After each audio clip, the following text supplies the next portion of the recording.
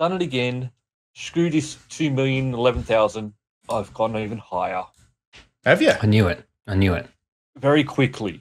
Like, I am 500 games off being 2,050,000. Welcome to Multiple Nerdgasm with your hosts, Matt, Luke, and Dan. Multiple Nerdgasm, your guide to all things nerdy.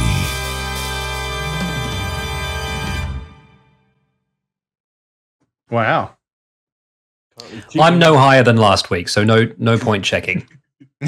Yeah, I might be slightly higher, but probably not very.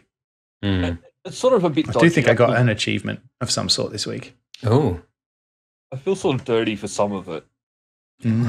Dirty. Is that because you were named on that Jeffrey Epstein list? No. But East Asia Soft, which is a publisher, they did title updates to their games, which is basically we just release more achievements that you can get that are super easy. And Right. They do that for people like you, like specifically with that in mind? Oh, I guarantee you that's why People like you. They are Redheads. Green hair. They're super easy games, very easy to unlock achievements, and they The chin is still the head, though. True. They sell for about $7 to $10, so they are Okay. for people like me just to buy. In other words, you're just buying points at this point. I still have to play the game. Give me some titles. Throw some titles out there. Some $7 games that you're playing. Pity Pit, Pity Cave Bad, Void Gore, Pity Potion Points. Starship, Void Gore, that sounds all right. Yeah, I mean, these sound like good games. These sounds like games that I would have played on the Amiga back in the day. They're not terrible games. Like, they're not. You're quite quiet, Luke. I just want to point that out. Oh, I am? Well, there's always got to be one of us that's too quiet. I know. There's always something going on. Look, I played a bit of 7 Days to Die this week. With my neighbor, and I had to turn the resolution down so far so that my shitty laptop would run it, that I felt I was playing a really, really good Nintendo 64 game. But it was very enjoyable. It's a fun game. What is it? It's Pitch me. Conan with zombies or Minecraft with better graphics. So although not in my case. Conan with zombies or Minecraft with barbarians. One of the two. You were living in a zombie apocalypse. Okay. You have over the course of 7 days, you need to get supplies, build up your base. There'll be zombies around, but on that 7th day, there'll be a zombie horde that comes through, and you have to survive that night. And then it just progressively gets harder and harder. You just build up your base and get supplies. You got to eat. You got to clothe yourself. You can craft, or you can just scavenge and steal. And do I have to clothe myself? Yes.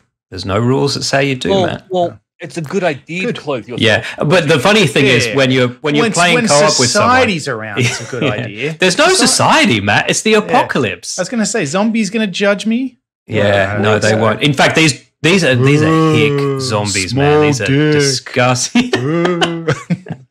No pants. It's not a small dick. That's the first thing they notice. Look at this guy. You're quite tall, Matt. It's probably just proportionally small. You know what I mean? Thanks, mate. I appreciate that. Yeah, you're welcome. Appreciate that. When you're playing co-op and you get killed and you respawn in without any of your stuff and you've got to make it back to your backpack, you are essentially naked. So you will see, if your friend dies, you'll see a naked person run in at some point. While you're fighting zombies, a naked person's like, I'm just getting my backpack. That's Luke literally running through the room. Yeah, that's right. To be fair, usually it was me dying and then having to respawn naked and afraid. So what you can maybe do, see if you can play this. No, you have to. I was trying to see if you can play it on cloud. Oh, sure. That way you don't have to worry about. I can dialing to a graphics accelerator. But no, it doesn't look like it on. At least on the Microsoft. Yeah. You might be able to do it through NVIDIA or something. Yeah. Luke, you've had your beard styled, haven't you? Yes, just a while ago. It looks good. Professionally styled. You can tell, right? You can absolutely tell. He turned sideways and I was like, oh, that looks good. Yeah, it looks real good. Mm. There's a certain thing that only a barber can do. I don't know what it is. It's because I can't put my eyes over here and kind of see, that. But that's why I only style the front of my hair, and then I'll see a picture of me from the back because, like, I'm holding my daughter and somebody's taken a picture of her, and I'll be like, "That's what the back of my hair looks like." Showing off the front of your hair. Well, just give me a couple of weeks. I'm losing hair at an alarming rate at the moment. Well, I shave my own head, and there are some times where I'm like, "Yep, okay, done," and then just later on that day, I'll reach back to scratch my head, and I'll be like, "Oh, you fuckwit." This is like a little caterpillar of hair on the back of my head. And you put your hand over it 10 times. And in Imperial China, that was very popular. It was called the Emperor cut. Yeah, bald, but just for one spot. You could even get that in a ponytail. Just a random little line of hair that I missed. Do you just use normal clippers, or do you have a fancy shape? Have you got one of those hand ones? I do have one of those hand ones. I also have one that is it's like a foil shaver one. It's like I forget the name of the brand. Apparently, it's the one that barbers like to use. So I was like, well, that sounds like it'd work. Fuck barbers. I want the one that Bruce Willis uses on his bald head. I'm pretty sure Bruce just uses a barber. Exactly. Not anymore. Yeah, someone do it. Yeah, he does. He just doesn't remember who his barber is. There's also, I considered doing the Jason Statham, which is just kind of the buzz cut, but in his case, it'd be like mine. It's so thin that the buzz cut's just kind of like, it's like a little fuzz on there. But it'll just make you look like a Force ghost. You know, when it catches the light, there'll just be a little glimmer around you. Yeah, I don't like the look of it on me, to be honest. sorry, listeners. No, we don't have to. Don't apologize to them. No. Yeah. I assume all of our listeners have grown up with us, and they're all 40 plus. They're all probably losing their hair. They've all got middle-age spread, and they'll fit right in with us. Grown up with us. We started at 30. But doesn't that feel young now? Doesn't 30? Well, look back on your life at 30. Is anything the same now? I try to remember my parents being this old and going... Yeah, well, they all had a bunch of 10-year-olds by the time they were our age. Yes. Oh, yeah. I would have been 20 when my parents were this age. Actually, I would have been 20 as well. Same. I would have been 43. I would have been 23.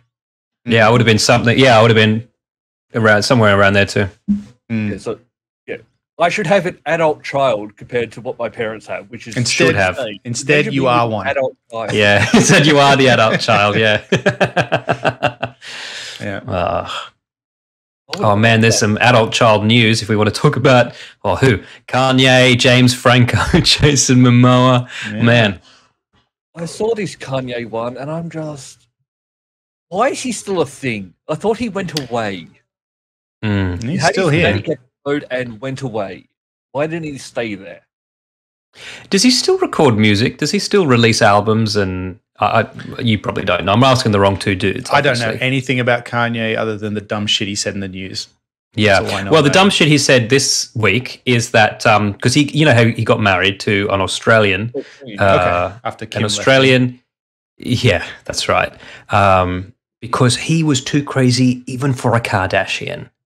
But he's married his either stylist or something to do with makeup artist.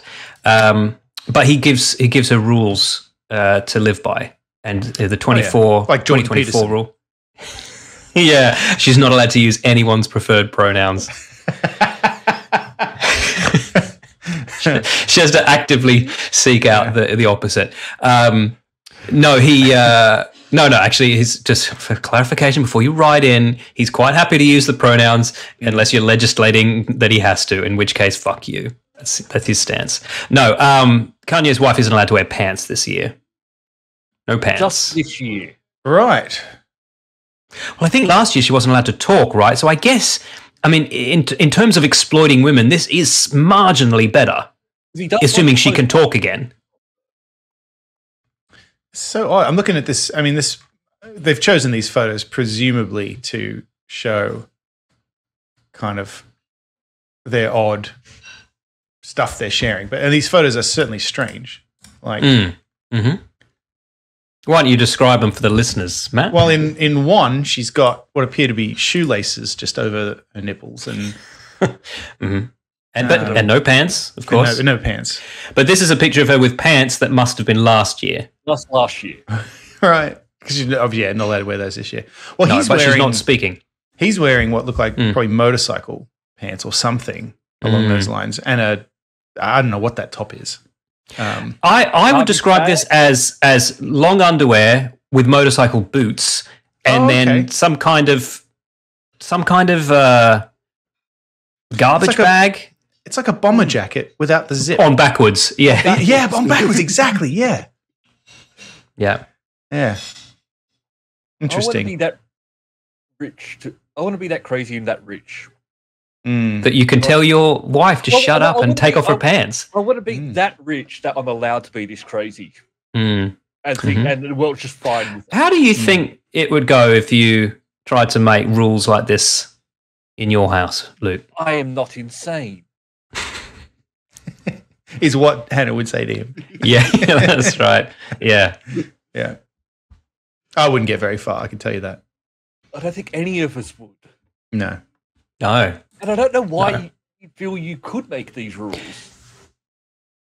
Well, because he can, I guess. He knew he could, and he did, and he could. Yeah. But I would prefer probably. I mean, I don't want to come off sounding too much like a feminist, but I would prefer women who wouldn't put up with that kind of shit. You know? Fair. Now, this is the thing. Like, how true is this? We're reading this on the Mirror.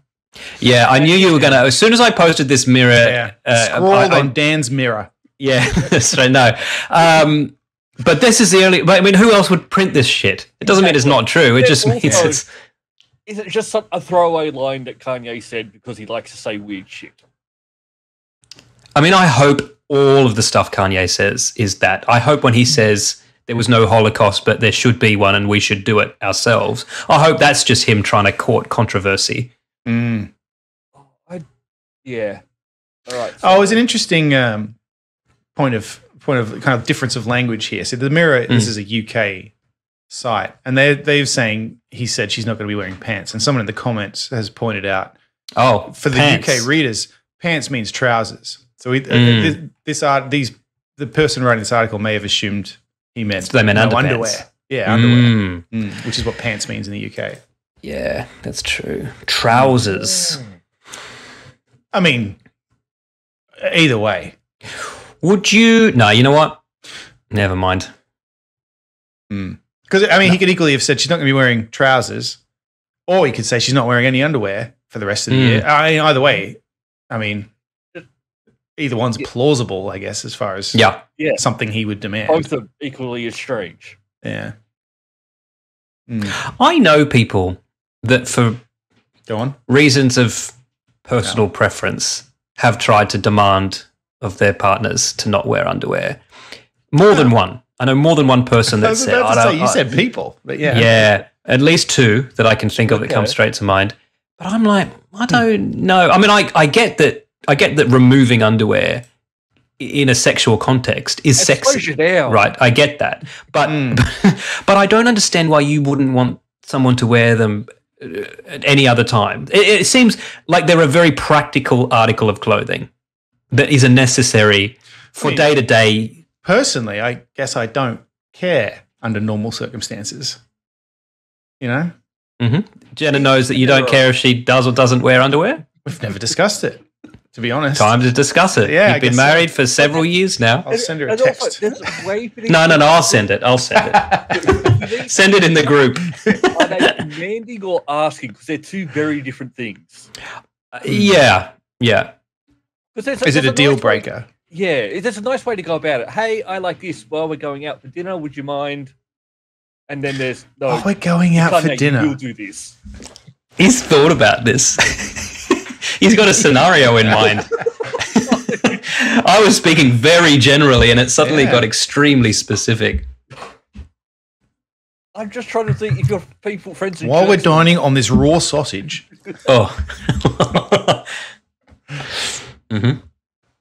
that what you call it? I like raw sausage. I've sent another text. I mean, I can't wait till he's Geek of the Week. We're going to have so much fun on that day. It's probably the meanest thing I've ever said about anyone, actually. Yeah. Well, I'm not sure he'd get Geek of the Week. I think he's probably done one or two things to disqualify himself. All right. Well, who else is not wearing pants? Well, this week, James Franco's not, evidently. James Franco's definitely not wearing pants. I mean, if I was James Franco, I might not even own pants. Like, it would just be a waste of time. I read this headline here, and I thought we already knew this. I don't think we needed him to admit it, right? Well, we already know this. He paid off women who said that he took advantage of them. Well, that was a waste of money. Now he's just admitting it. Yeah. I don't think he paid them to say that he didn't. I think he just paid them because they were demanding that he compensate them for the because this is a mental damage done, right? They didn't go that they were going to sue him. It was a settlement just to not hush go them through with that. But then what? Okay, that's what I mean, though. Like, if you're like, here's some money, just don't mention it, and then you go on the news and go, I did actually bang a whole bunch of those girls, including those two right there in the front row. I just paid a lot of money, specifically them, to not to mention it. It's like pay to not say anything, or it's the pay to make the lawsuit go away. Like, I don't want to go through trouble with the lawsuit. There's a difference to not saying anything. And, a settlement. To. But so what I find most interesting about this, because obviously, just for context, if you weren't listening 5 years ago when we first covered this, good point. James Franco, Hollywood actor, opened a drama school. I mean, drama school. He has no qualifications to teach acting other than he is himself a professional actor. So I don't know what his pedagogy is. Right. He's not a teacher, exactly right. But he opened a drama school. But I mean, I guess, it's cred, right? Sure. But a different skill set, I would. Yeah. But Matt, if you went to a drama school, for example, because you wanted to be an actor, and they had classes like Sex Scenes 101, right? With Professor Franco. With Professor Franco, which essentially was just private tutorials of Professor Franco banging you, right? Would you start to think how much this might not be a real school? At this school, then. Yeah, well, that's the thing. It's like, A, is this a real school? B, is this just Franco banging me? But he said, look, I don't choose the students, so it's not like this was just a scam from day one. Oh. It's not like he only hired so he's saying, chicks. I didn't benefit from this, right? I had to fuck all of them, and I didn't get to pick them. Yeah. I had to bang the ugly ones as well. Indiscriminately. I had to fuck Everybody them all. suffered in some way. Boys and girls. Yeah. That's fair. Well, if you're starting up for Sex Scenes 101. This sentence. Franco issued a statement about the school admitting to sleeping with his students. However, he claims that wasn't the purpose of the school. It was just a benefit of the school. If you are having to come publicly and say, I didn't open the school so I could bang the students, then you have fundamentally banged too many students. Too many students. Like, this isn't one or two students. This is a lot of students. Yeah. I didn't start a band just to bang the chicks. I mean, I did do that. But that's not. But here's the thing. I think there's still a difference between being a musician and having groupies than there is being a teacher and banging students. Surely there's a difference in power dynamic. Under the guise of this is educational in some way. Yeah, that's gross. Like, if you're at a concert and a bouncer says, do you want to come backstage for a music tutorial? No, I'm going to say that because I remember once we went to see 9 Inch Nails, and at the end of the show, they were giving out passes to hot girls to come backstage.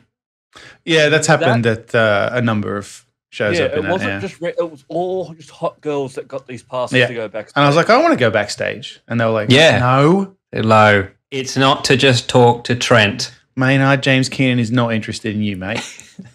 They're not saying that was the reason. Plenty of bald men backstage already. Yeah, I was about to say, all right, Baldy, out. You'd be like, I am Maynard James Keenan. Oh, okay. Well, welcome to Pussifer. That's a band. That's a band, not just a non sequitur. Yeah. I could have said Tool. I could have said a perfect circle. I just went with the most obscure band he's in. He's in too many bands. They're all good. I've told you about Russell Brand, right? When I used to see Russell Brand back before he went insane, or before we knew he was insane. And at the end of his show on stage, he was going, "Now I like to play a game that I call Who's Gonna Fuck Me in the Toilets After This Show." And he's like, "I know what you're thinking. He's famous. I'm no one. He wouldn't fuck me. I would fuck you. Come and talk to me after the show." Right. And did you? Yeah, and he was a tender and attentive lover. Oh, in the toilets. In the toilets, in the dunnies. Do you at least take you to the disabled toilets? The accessible toilets. Yeah, because by the time he was through with me, I couldn't walk.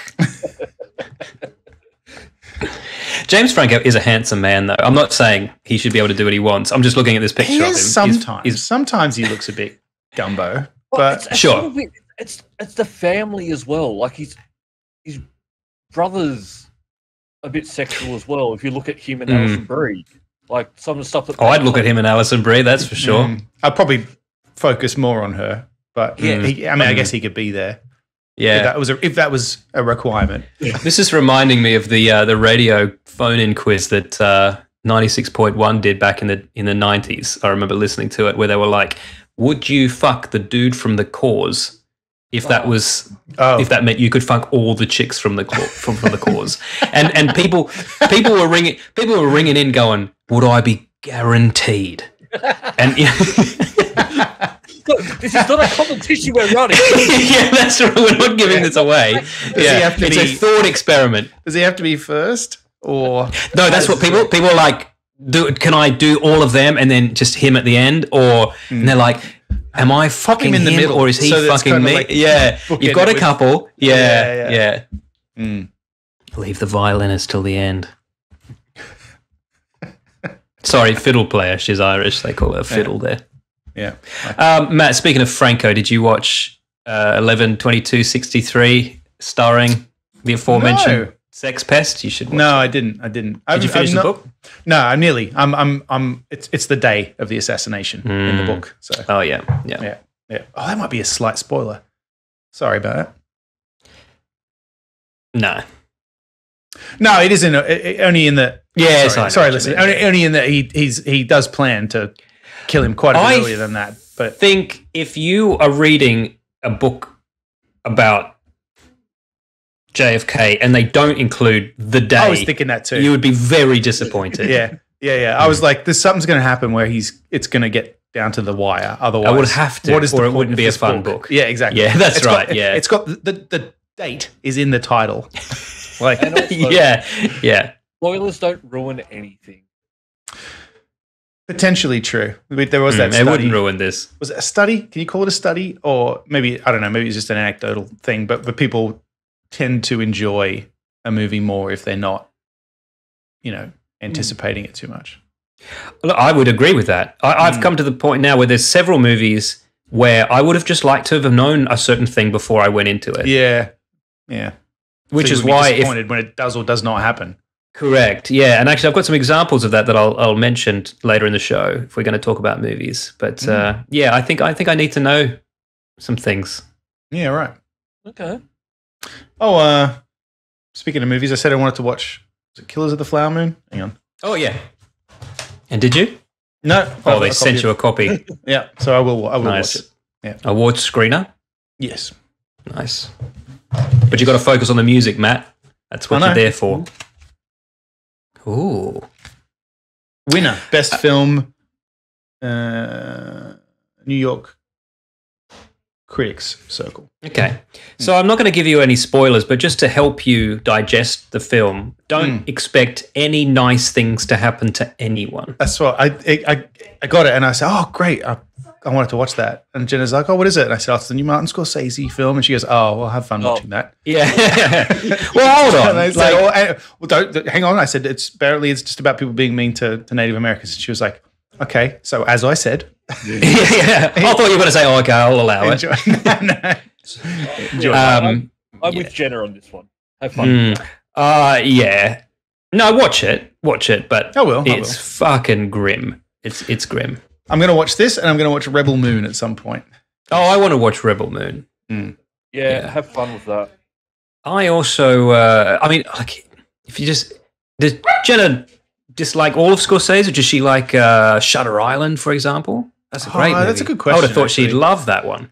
I think it's more of a. I think she was joking around just because I've been trying to get her to watch Oppenheimer, so it was kind of like a bit of a gag. But but I mean, well, she's definitely not interested in watching this. No one's going to see Napoleon with me, that's for sure. So oh, not that that's Scorsese. I'm with you there. With I'd like to see fun movies. Yeah, sure. Oh, did we discuss Super Mario Brothers, the movie? Oh, no, you watched it, right? Luke and I both watched it. Oh, like together? No. Oh, all right. I can see why you'd think that. Just coincidentally. Yeah. Well, because you watched it's out. South Park episode. It's out now, so we both watched it. Yeah. So it's not that much of a coincidence. South Park episode together, so now I just assume you watch everything together. On the same night as that, we discussed how we both watched Super Mario Brothers. So you're not completely off. Well, I wasn't there, so fill me in. You were invited. Should I watch it? Yeah. Yeah. I liked it. It's fun. Yeah. Right. It's definitely a family movie. Yeah.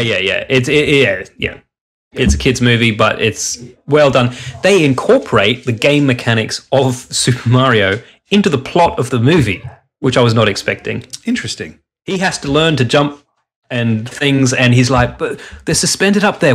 What's holding those bricks up there? Right. Yeah, so there's a lot of meta stuff. There's great jokes in there that you'll only get if you've played all the Marios, which I assume you have. I've played many of them. Lots of them. I won't say all of them. So if we're going to move on, there's some news that's both film news and game news, which shocked me. Furiosa is the prequel to the Mad Max game? Yeah. What? So I'm all over that. So they were talking about this week, I guess. The name of Chris Hemsworth's character is Dr. Something or other, who is mentioned all through the game, apparently. Yeah, right. And so now people are like, wait, so is this somehow related? And then apparently, Dr. Dementus, right? Dr. Dementus is mentioned in the game. That's Chris Hemsworth's character. And so now everyone's like, oh. And then apparently, it's like, I think prequel's probably not the right word because that's not really how any of these stories work. But it's in the universe. Yeah. Yeah, that's very interesting. Neat little piece of info.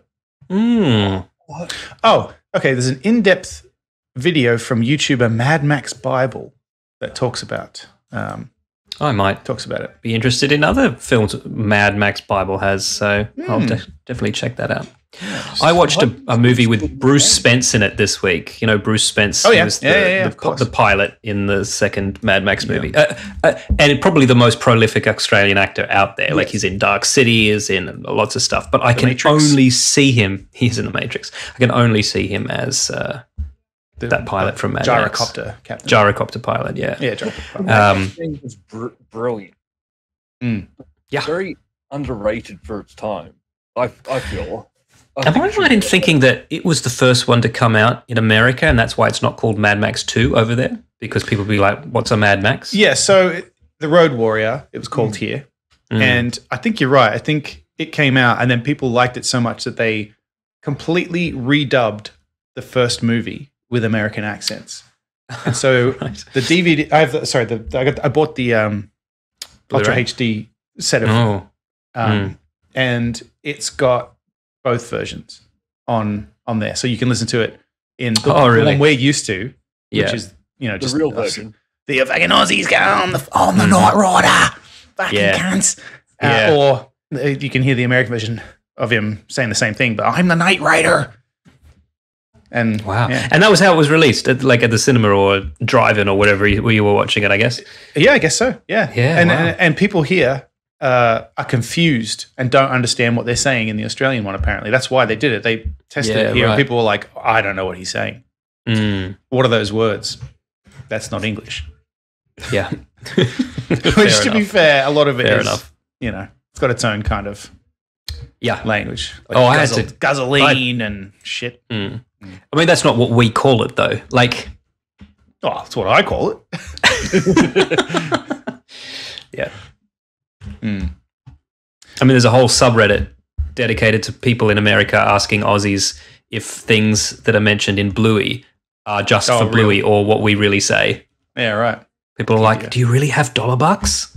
Yep. Of course. Yeah, we do, man. We do. They kind of leaned into that in Fury Road, though, that whole making up words for things. Yeah.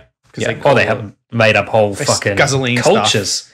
And, one of the girls says, she keeps saying, I eat schlanger.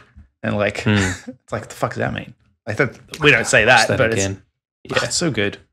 But yeah, there's a lot of like made up slang, I guess. Yeah. Good shit. Another movie I'm probably not going to rush out to see is Aquaman 2. Did you guys both end up seeing Aquaman 1? No, I actually honestly thought Aquaman 2 was already out. Is it not? No interest. Well, it's either just out or...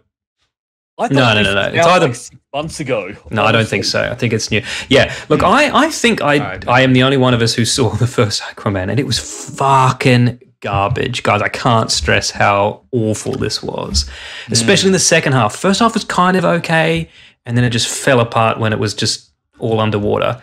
I've got no interest in seeing the second one, other than like I want to see just how small they've been able to make Amber Heard's part by just cutting a major character down to 20 minutes of screen time. But evidently she's been complaining that Jason Momoa dislikes her. And oh, sorry. He just reminded me of that story where he was ripping pages out of her books. Go on, recall.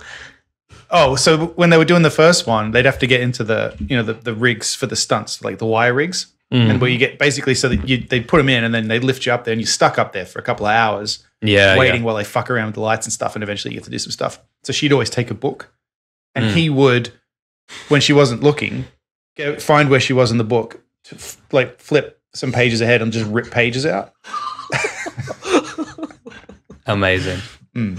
Amazing. Well, he's upped his ante on the sequel because he kept coming to set dressed like her ex-husband and plaintiff Johnny Depp, which I just think is amazingly cold.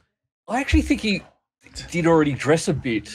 Yeah, I wondered that too, because I was like, which of these pictures is him dressed as Johnny Depp and which is him just in his gypsy chic that these kind of long-haired Hollywood guys like to do anyway? Jason said he wanted me fired. Drunk, late on set, dressed like Johnny. Had all the rings too. There you go.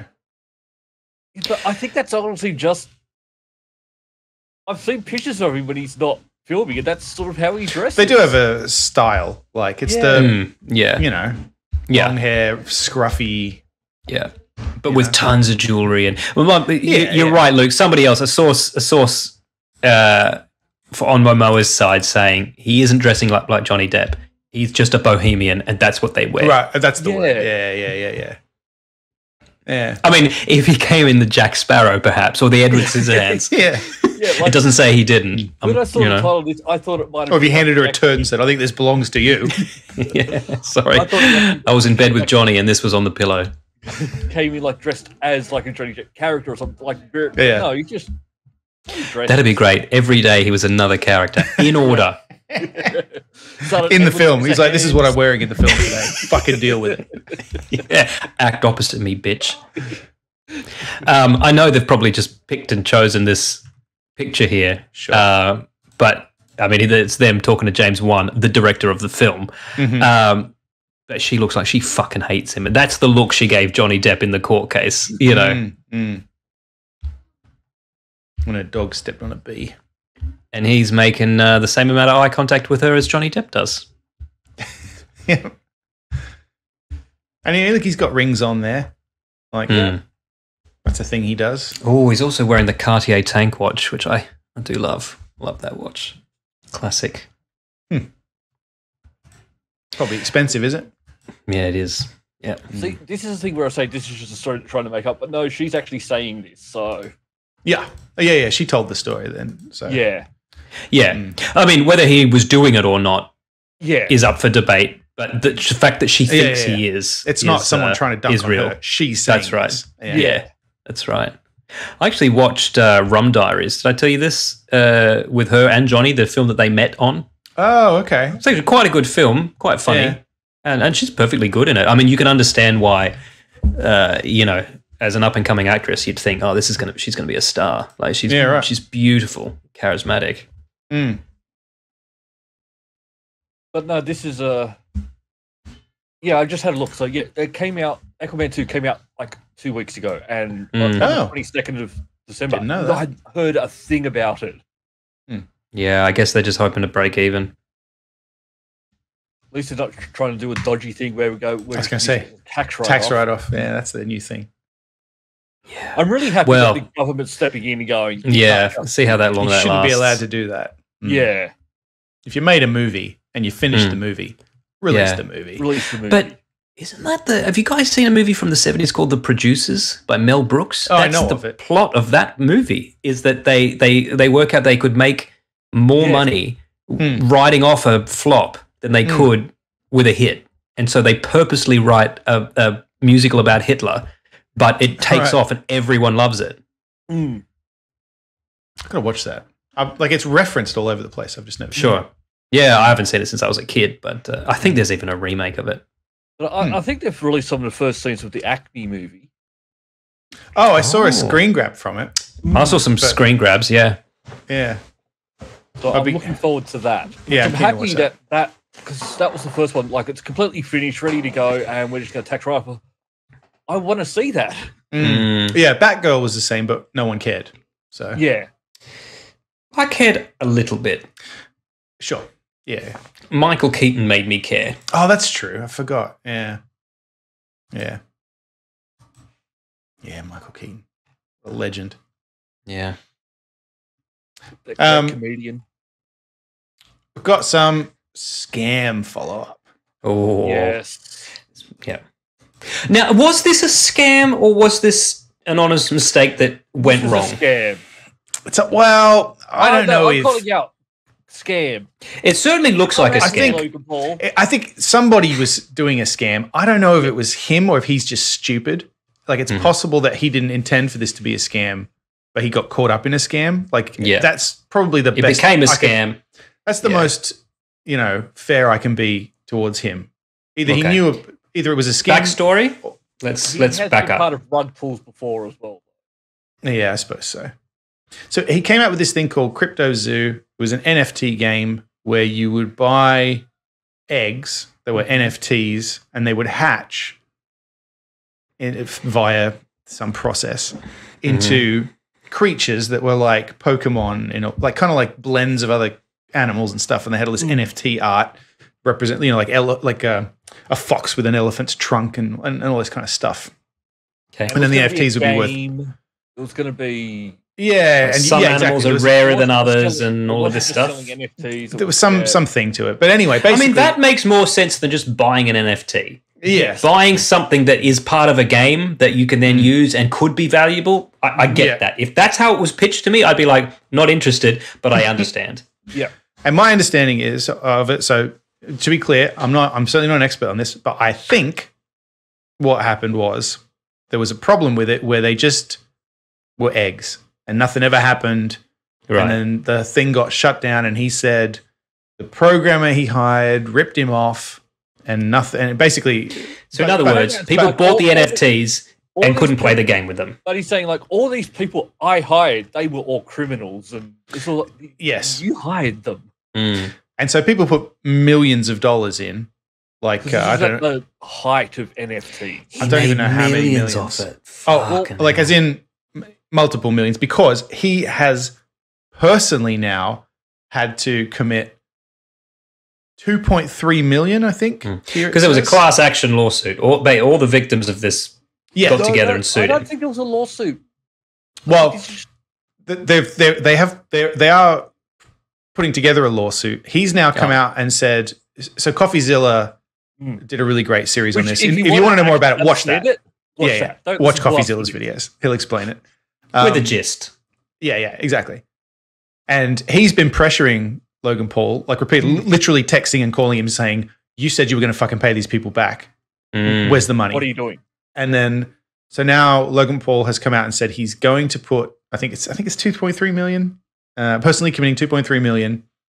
You have to submit a claim form online to see if you're eligible, and you'll presumably get some or all potentially of your money back. However, when you do that, you have to pull out of the lawsuit, indemnify him. So, right. Other part about it as well, it's not everyone will be eligible for this. Right, which is odd. Yeah, how does is he just picking and choosing, or is there a criteria? Because criteria. It's so people who brought eggs, and if you brought the NFT, but then you sold it on, right? Oh, then you're not eligible. You have to basically give back, the NFT as such. But if you're done what an NFT is do, where you're still sitting there waiting for it to hatch, that's going on, and the person who brought it from you it's not going to hatch. It's but even they showed off some of the pictures of them hatched, and that was basically clip art. Yeah, it's so stupid. Yeah, he was talking about how they got these high quality artists and stuff like that, and it's just like on something awful when people used to put big muscly arms on kiwis, stuff like that. Like, it's just stuff like that. Yeah, but I remember those were the days. Those were the days of the internet. Yeah, Coffee first did the thing, and then Logan Paul was like, I'm going to sue him or this, and then he's going to come back on. No, I'm not going to sue him because he's actually right. And what are you going to sue him for? And then he went silent about it for a long time. People were going like, are you actually going to do the refund? And I think it's been like 8 months since he said he's going to refund, and nothing has happened. And I think the reason why he waits so long is he knows that people probably, because you can still sell, like, the longer he waits, the longer people are going to forget, the less people are going to do their claim. Or be eligible for the claim. People might just go, oh, fuck it. If somebody's going to buy this, I'll sell it. But just to be clear, just to wind this back a little bit, Luke, you think this was a scam from the start? You think Logan Paul was like, what if I sell people eggs that will never hatch? I think he knew it was a scam. Interesting. Okay. I 100% believe that, this was a cash grab and he was going to make money off it. Yeah, right. Just to be clear to Logan Paul's lawyers, Luke's opinion is not the opinion of Multiple Nerdgasm LLC, which is a company that does not exist. Yeah. Very limited liability. Extremely limited. Well, the thing is, I think all NFTs were a scam. Sure. Yeah. Oh, yeah. And actually, I believe that because I think, like, if we talked about doing one because we're like, let's get on this bandwagon, but we were doing it as a scam. Like, it was like, let's to be clear, we were like, let's see if somebody will give us money for literally nothing. Well, the thing is, you can go into the Pirate Bay right now and download every single NFT because all it's links. Yeah, but it's not. No, we're not going to go there anymore. No, not a thing anymore. The society moved on. I think that there were. I don't think scam's the right word. I think somewhere in this CryptoZoo thing, a scam was happening. Yes, 100%. Somebody ripped somebody off. I don't know where it is. I'm not going to say because I don't know for sure. Maybe it was Logan Paul. Maybe it was the developer. Maybe, I don't know. Maybe he just got bad advice from other people. I don't know.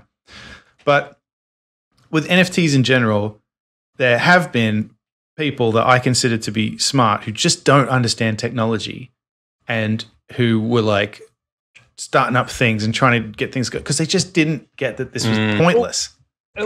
People saw crypto at the time. Yeah. Bitcoins were $60,000 and NFT was the new big thing and everyone was trying to jump on it as early as possible. And you have these people talking it up and look at all this money everyone's making. It's like, but it's a scam. Smart people who were evidently smart went out and spent like millions of dollars on NFTs and go, I now own this. And then they found out later, no, you own a link. It's like how I guess you can kind of inadvertently get people involved in like a Ponzi scheme or something that you've stumbled into because you don't know that it's a Ponzi scheme, right? Sure, you're just an idiot who doesn't know how to be a broker. Something like not Ponzi scheme, but like something like Amway or something like a pyramid scheme. That's where if you don't understand what's going on, you can innocently scam other people. Yeah.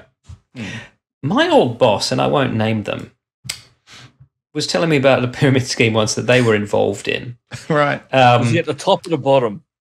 Somewhere in the middle, I think, but maybe closer. Not a bad place to be in a pyramid scheme, I guess. So they were. They basically said no. They were like, no. There was no product or anything. There was no lies. Everyone knew it was a pyramid scheme. It was just, let's see how much money we can make by getting people to send us money. So it was the structure of a pyramid scheme, but without the lies. And it was still illegal, but it was... So it was like, okay, so this person was like, okay, you two give me money, but then when you get money, then you only give me a little bit and you keep some. And then when they get money, you get some of that. And I was like, but did it work? And she was like, I bought my first house with it. Who's just giving money for nothing? I mean, is that illegal? If you're being clear about what's going on? It might be. It might be. Yeah, I don't know. Potentially just because of the nature of what it is. Maybe I'm just curious. Yeah, I don't actually see whether you... Because you couldn't say you got scammed. You could only say you tried to be greedy and it didn't work for you. Yeah. Yeah. I intentionally joined a pyramid scheme and it didn't work. And I didn't have enough friends to get into it. Yeah. My friends were smarter than I was. I wasn't able to convince my friends. Yeah. Because they're smarter than me. Yeah, that's right. How many stupid people does she know to be able to buy her first house? Enough. I think if you're a good salesman, you could probably pull that off. I've seen pretty impressive I couldn't tactics. Because I would get shy and I don't like asking people for money, even in a business situation. Yeah, I couldn't do it. I couldn't do it. I'm nice. I like to help people. Yeah. Can I just can I talk about movies again for a sec? And can I just raise a little bit of a beef? And I don't want to go all Luke Alderson on you, listeners, but I thought you were talking to me. I'm getting a little sick of movies feeling that they don't have to explain what the movies are about. Now, I'm not talking about Christopher Nolan because I think leaving a little bit of ambiguity, maybe it went this way, maybe it went that way. At no point in a Christopher Nolan movie do you end up going, I don't know what that was about. Maybe Tenet. But I've watched several movies this week that I was like, I can't wait to see what this is. And that I would have recommended any of these movies up until the last 5 minutes. I would have said, watch this, it's great. But there's this trend now of just not telling you what happened.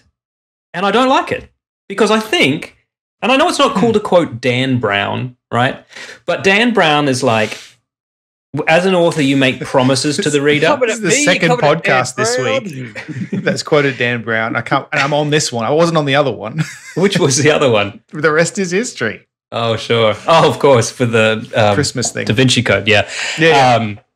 They're doing the Nazis now. I know they are. There's some great quotes coming out of that too, because I'm in the Nazis.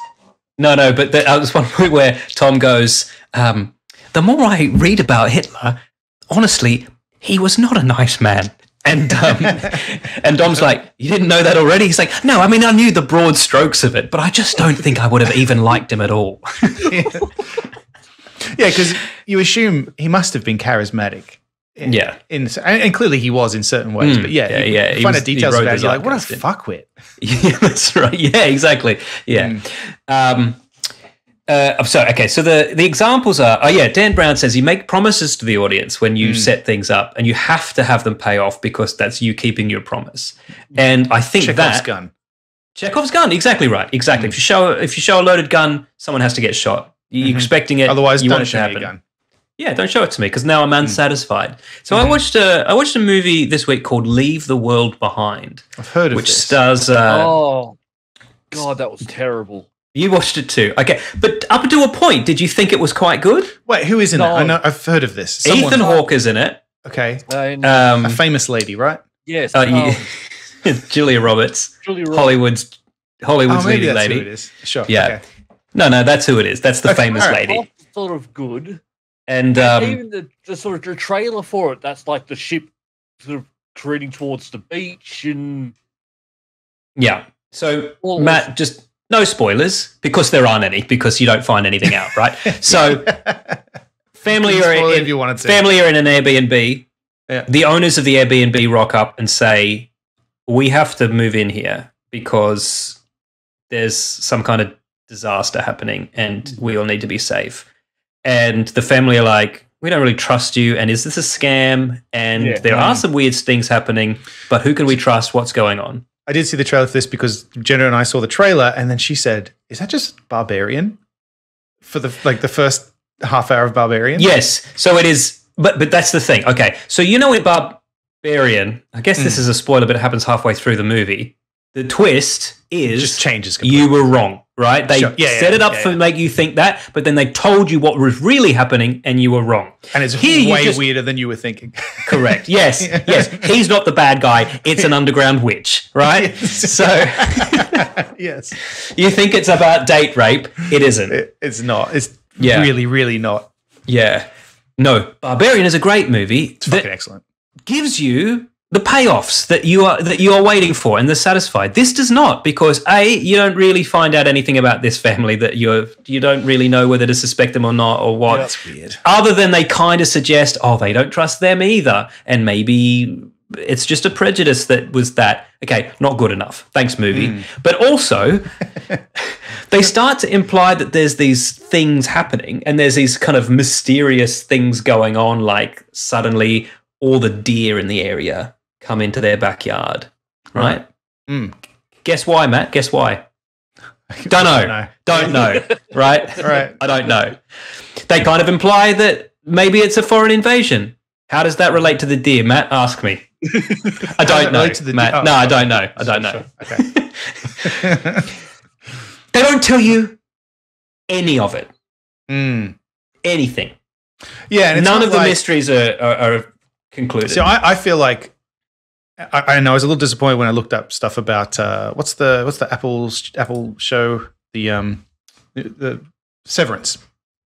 Right? Oh, sure. Yeah, okay. That had a bit of that where I was like, what the fuck is this about? And I was like, well, it's a show, maybe they'll explain it. Hopefully it's not like Lost and that they will just give me a shitty explanation. Or hopefully it's not like what you're describing where they just never explain it. And since then I looked up stuff and there were things in the first season of Severance that as they were getting into shooting, they wanted to expand it and they were like, we'll put stuff in and we'll just figure it out later. And I was like, don't fucking do that. But yes, if it's a movie and that's beginning and there's an end, I feel like you've got to provide, give me something, right? Yeah. No, there's no end. That's fucked up. There's no end. It's just a beginning and a middle. But I was enjoying it. Every weird thing that happened, Lost is a good example. It was Lost-like in many ways, actually. There's a plane crash, for example, on a beach. Every mysterious thing, I was like, fuck, I can't wait to find out what all this stuff is. Like, I was completely on board. And then when it ended, I was like, fuck you. I trusted you. Film, you know? You let me down. And it wasn't just that. Roberts in it. Like, I was expecting this. Because actually, I don't know if it's like either of you guys with like the prestige mainstreamity of it. Stuff. Yeah. Okay, so that's the thing, because it's an indie movie kind of masquerade as a Hollywood movie, or maybe the other way around. Actually, I'm not too sure. I watched 2 other indie movies this week. Actually, I watched a few. One is called It Comes by Night. One's called Black Bear. Again, both good movies, and I would recommend them both, but both just have mysteries that don't pay off. Yeah, right. So It Comes by Night, It Comes at Night, rather, is some kind of apocalypse. There's a family held up in a house, and another dude knocks on the door and says, I've got a family too, you have to let me in, right? It's like who can you trust? Like, leave the one behind. You watched the same movie again. yeah. Except the apocalypse has already started, right? Yeah, okay. But I was like, I can't wait to find out who you can trust and who you can't trust. Which one of these guys is lying? Which one of these guys is telling the truth? Matt, ask me who was lying and who was telling the truth. Who was lying and who was telling the truth? I don't know, Matt. Oh, right. I don't know. No. Sorry, I asked. Ask me what kind of apocalypse was and how it relates to anything in the plot. I don't know. They didn't tell me. Right. Third movie I watched, quite good. Audrey Plaza, you know her? Oh yeah, yeah. She's strangely attractive or not attractive. You can never quite tell. Yeah, I see what you mean. Yeah. She. I can't tell if she would be fun or fucking annoying to hang out with. Or even have on a talk show. You know what I mean? Like it could switch like this. Yeah. Is the host enjoying this or not? I don't know. Yeah. That's kind of the plot of this movie in a weird way too. No, so again, they're all kind of similar plots, right? So couple have an Airbnb. we're kind of not Airbnb. It's more like an artist's I think retreat, if a movie right? starts with a couple or anybody in an Airbnb, just turn it off. Turn it off. It's not going to be good. unless the title of the film is Barbarian. Yeah, Barbarian is great. Yeah. Also, there's one, just to bring this full circle, James Franco's brother made one called Rental, which is about an Airbnb, and the people move into an Airbnb, but they think they're being watched. And it is very good, and they do explain it. So if you want to watch that. Black Bear, though, again, same thing. You're like, who can you trust? Who can you not trust? Halfway through the movie. Yeah, ask me who you can trust. I don't know, Matt. I don't know. Right. So I'm not going to watch any of these then. No. I mean, they're good movies. They just don't have endings. What is this trend of not having endings? And the thing is, people say, and this is true, I enjoyed Lost while I was watching it. It was only the last episode that annoyed me because it went fucking nowhere. That's what I mean. That's the same with these. It was only when it was over and I realized that I was left unsatisfied. Yeah. Right? Yeah. It's like somebody said, are you enjoying this blowjob? And you're like, very much. And they're like, well, got up and walked my job is done.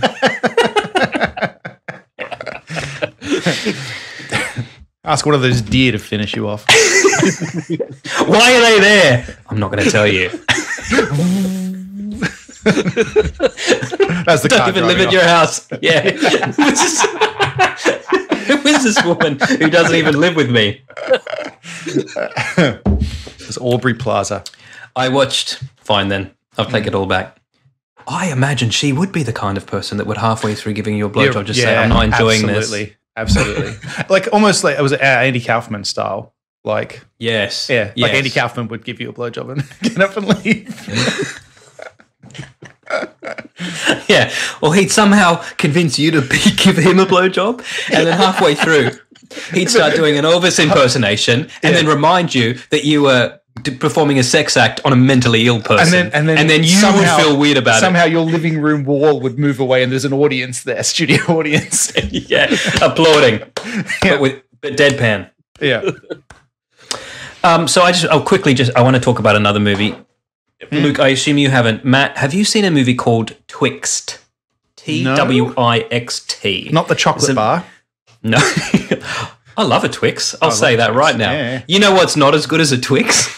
Twix? The movie Twix. What's not as good as a Twix? Okay. I don't know. This one, they don't make promises as much. There's a lot of weird mysteries. So this is made by Francis Ford Coppola, written and directed. This is a filmmaker that I love very much. The Godfather, Apocalypse Now, Dracula. Great filmmaker. The Metropolis remake. Yes. But anyway, yeah. I'll be in. Don't want to distract you. But and I found out that he made a horror movie, in the early 2000s, starring Val Kilmer, whom I also love. As a chocolate bar. As a Stephen King-esque horror writer that starts getting visited by ghosts and stuff, right? And I was like, well, this sounds right up my alley, right? There's no Airbnb. There's no Airbnb. No. There's a haunted hotel that someone may or may... Anyway, everything about this movie is good, right? As in the concept, the cast, the director. But it is the most poorly made film I've ever seen in my life. Hands down. Really? Hands down. Wow. The dialogue... Is he doing a bit? Is so shit. I'll tell you, because I looked this up. Why is this movie so shit? And there is a reason, right? Because he wrote it. Dialogue is terrible, and it is delivered terribly. It is it is like a high schooler wrote them. It's like the movies we wrote in high school, right? Yeah. Where the concept is perfectly fine, but we just don't know how adults talk to each other. Right? Yeah. But we thought they were fucking amazing. Yeah. For example, so Val Kilmer he's got this series of books about witches, and he's bored of them, but they're very, very popular, right? So he has to keep writing them. Again, this is all great subtext, right, for the plot. But he comes into this small town, and there's these girls that get murdered, and he's like, I want to write about this. And his publisher's right, no, you got to write me another witch book. He's like, no, I want to write about this weird stuff I'm seeing in this town. Again, sounds great, right? Yeah. there's this one where he's on a Skype call to his wife, and I just wanted to also point out that on the screen within his screen, right, you can see the top of her laptop. It's like, sorry, did she set up a webcam behind her laptop?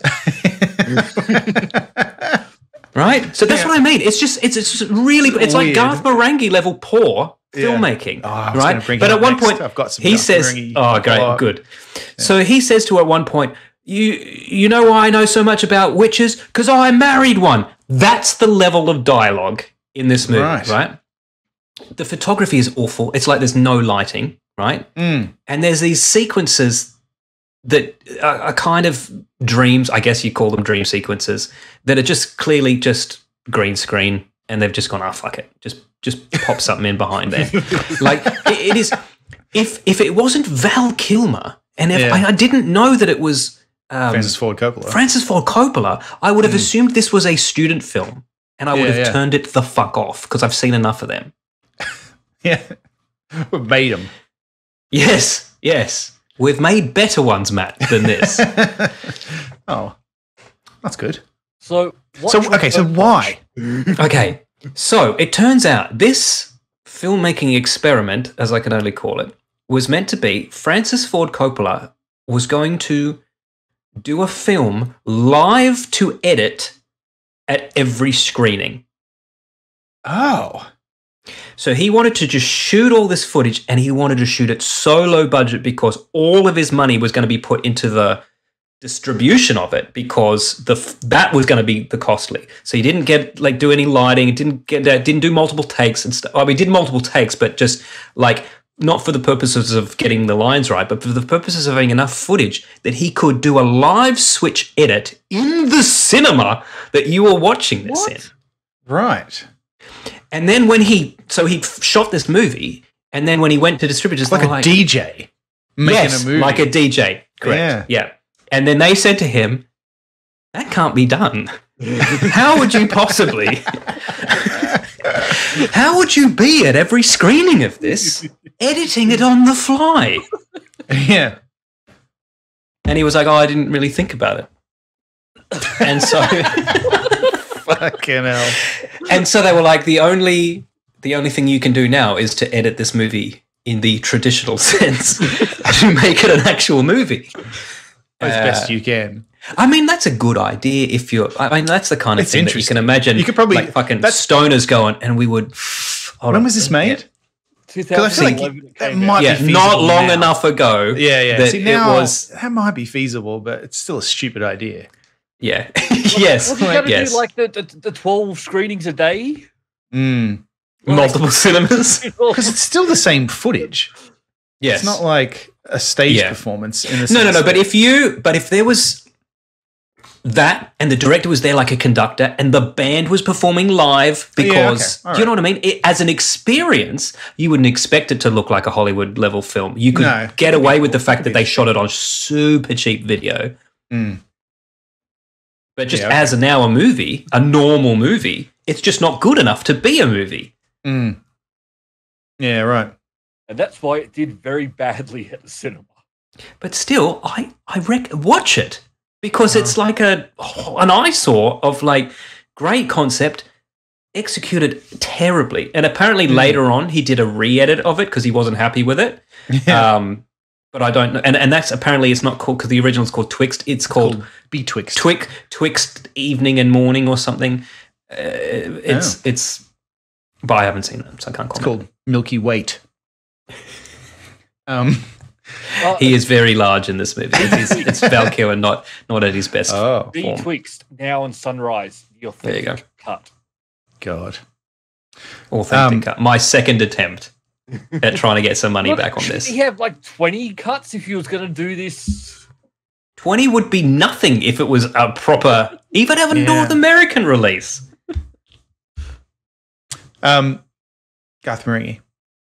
I listened to up to the end of the first part of Teratome. Oh, yeah. So I'm assuming there's other stories in there, but this is the first one about. And actually, that's one thing. I wish I'd known it was multiple stories because I wasn't expecting an anthology. I wasn't expecting the main narrative to end so early. Yeah. very funny, but very odd in that I wasn't expecting it to. There's bits where it's just not funny. Like, sure. Almost. It's like it almost has a go at trying to be a real horror kind of thing. It just leans into the horror stuff rather than but jokes. I mean, obviously the concept is still very silly. But, and to be honest, quite creative and interesting in a lot of ways. Could have done it for real if you'd wanted to. Right. Like some really good ideas in there that I've never heard of before. The creative stuff about. You've scratched my floor, and you'll be paying for that. Yeah, my favorite bit towards the end is like there's this whole big horrid sequence where he like goes into his own head and he fights Typehead, who was like Pinhead but with typewriter things coming out of his head. Yeah. And his editor. This is after several chapters of him fucking the typewriter, Luke. Yeah, that's right. Because it's possessed by a demon. Yeah, it's Hellraiser, but it's a typewriter. But with typewriter, yeah. I have it. But it's very good. His editor's there, Fran. I think her name is Fran or something like that. Yeah. But anyway, she's got fucking constantly like grabbing whatever they need out of her lady's handbag. And he always says it in such a condescending way. She reaches into her lady's handbag. It's never, always lady's handbag. Yeah. So funny. Mm-hmm, mm-hmm. Yeah, I can't imagine reading it and not hearing him do it. His delivery is just so good. I think audiobooks when they're done right are better than the written word. Like I think the Andy Weir, not that he reads it, but like the audiobook for the Martian? Not the Martian. Project Hail Mary. Yes. Yeah, Hail Mary. I thought that once I listened to that, I was like, I'm glad I didn't read this in a book. Like having this Yeah. Can't imagine how it would be in a book. So Ryan Gosling is playing him in the movie. Yeah. Can't wait. Love Ryan Gosling. Yeah. Me too. You can like him. Or love him. Can I? Yeah. Thanks. Yeah. You know where you can love any man you want, Matt. So long as they consent. That's the after obviously. party. Yeah. What's the after party? Party/after.org/multiple nerdgasm. I don't think we're getting a .org. We can get a .org. multiplenerdgasm.com/afterparty, multiplenerdgasm.com/theafterparty, patreon.com/multiplenerdgasm. I forgot where I was. Mm-hmm. If you want to support this show, and we would love it if you did, you can join on there for free. And you'll get all the updates and stuff like that. You'll get the show, like the video and the audio version of the show and all that kind of stuff straight in your inbox. For $1 a month, you'll get the show early and you'll get some extra stuff from For time Australians, to time. that's $1 buck. That's $1. Actually, slightly more than $1 Australian. Yeah, it's $1 US. It's $1.20. Yeah, $1 or whatever the exchange rate is. And for $5 US a month, you get the after party, which is where we're just going to keep talking now for a while. We'll see how long. Yeah. 15, 20, 30 minutes. And dead people. Yeah, and you get that too. Yeah. We're going to have some candidates for Geek of the Week, which is... which, if you used to enjoy that in the main show, for some reason, and I don't think we even planned this, but that's moved exclusively into the after party. It's just started... We just started doing that for some reason. And I was like, do people like Geek of the Week? Because if they don't, that was a really fucking stupid thing to do, is put the thing everyone hates in the after party where they would have to pay for it. Yeah. Oh, look, it's not just that. I mean, we've got some Nazi news. No, of course. We've got some Alex Jones news. I really want to talk about this Alex Jones news. It's very funny. Yeah. All right. Well, let's see you there. Start talking about it. All right. That's all for this week. Thank you for listening, and we hope you enjoyed the show. If you enjoyed it, then please subscribe in iTunes to receive episodes automatically. We'll see you next time.